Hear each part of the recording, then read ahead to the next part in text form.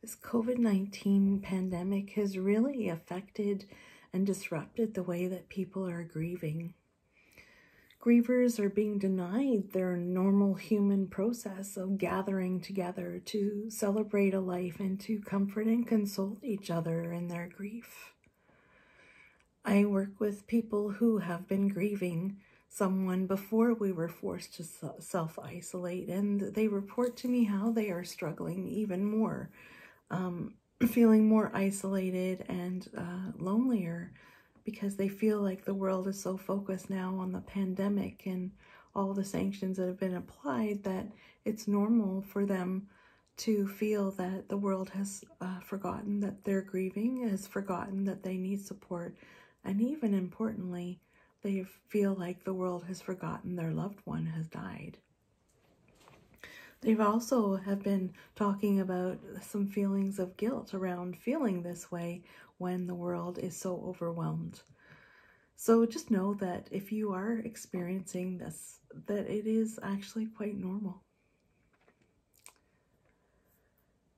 Another way that the pandemic has disrupted our grieving, for those who are dying, often people express that their fear of dying is based on the thought that they will die alone. And this has been happening for a lot of people.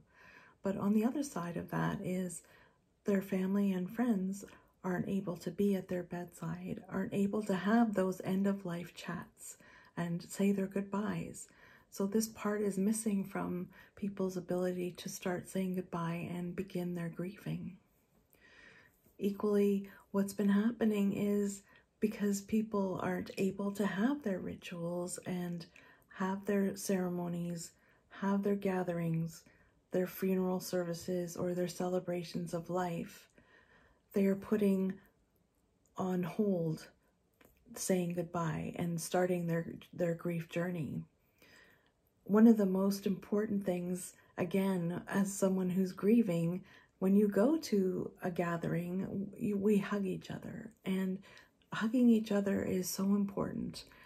Scientifically, what happens is when we hug each other, a hormone, the feel-good hormone, oxytocin, is released, and this promotes feelings of love and well-being. You feel connected to that person, and it can really be helpful when, for both the giver and the receiver, to have that hug and feel that comfort for that moment.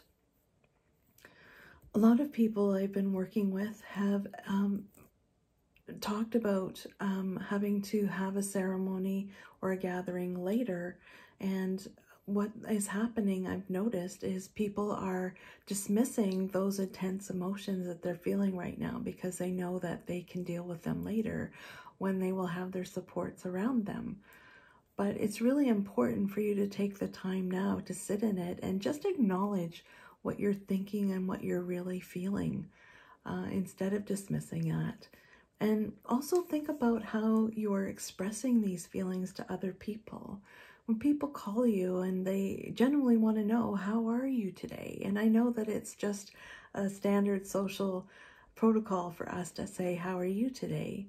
People really do want to know how you're doing. So if you feel that you have a connection to the person who's asking, it's okay for you to say, instead of just saying, I'm fine, how are you? You can just say, thank you for asking, today's a tough day. People may feel awkward, but it doesn't matter, because it's just knowing that someone cared enough to ask the question and to listen to my answer is often enough comfort, because words don't offer comfort all the time. So one last thing is being aware of how these feelings are affecting your day-to-day life. If we're constantly pushing away the sadness is still there. So by acknowledging it and saying goodbye to our people who we've lost and who we're missing, we can do it individually, and we can come together again as a group to support each other and say goodbye again then too.